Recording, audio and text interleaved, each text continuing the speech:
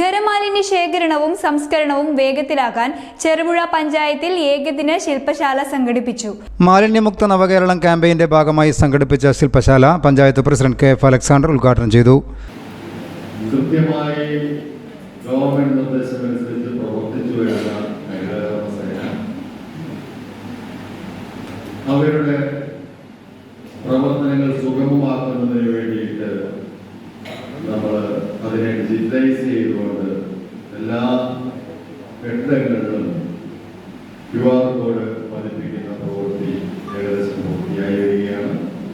ഇങ്ങനെ നിരവധിയായിട്ടുള്ള പ്രവർത്തനങ്ങൾ നമ്മൾ ഇതുവരെ ഏറ്റെടുക്കുകയും നടപ്പിലാക്കുകയും ചെയ്തുവെങ്കിലും ഇനിയും കുറച്ചേറെ ഗ്യാപ്പുകൾ ഈ മാലിന്യ നിർമ്മാർജ്ജനവുമായി ബന്ധപ്പെട്ടുള്ള നമ്മുടെ ലക്ഷ്യം നേടുന്നതിൽ അവശേഷിക്കുന്നു. ഏറ്റവും പ്രധാനപ്പെട്ട ഒന്ന് നിയമം മൂലം അനുശാസിക്കുന്ന പ്രവർത്തനമാണ് ഹരിതകർമ്മ സേനാംഗങ്ങളുടെ ഖരമാലിന്യ വാതിൽപ്പടി ശേഖരണം.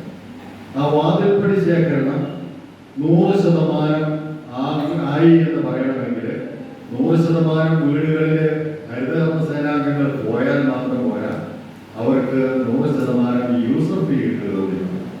പഞ്ചായത്ത് സ്ഥിരം സമിതി ചെയർമാൻ എം ബാലകൃഷ്ണൻ അധ്യക്ഷനായിരുന്നു. കെ ജോയി, ഷാൻഡി കലാധരൻ, ബ്ലോക്ക് പഞ്ചായത്ത് അംഗങ്ങളായ കെ ദാമോദരൻ, AC പൗലോസ്, പഞ്ചായത്ത് സെക്രട്ടറി കെ ജയകുമാർ എന്നിവർ പ്രസംഗിച്ചു. പഞ്ചായത്ത് അംഗങ്ങളും ഹരിതകർമ്മസേനാംഗങ്ങളും പങ്കെടുത്തു. News bureau, Cherupuzha.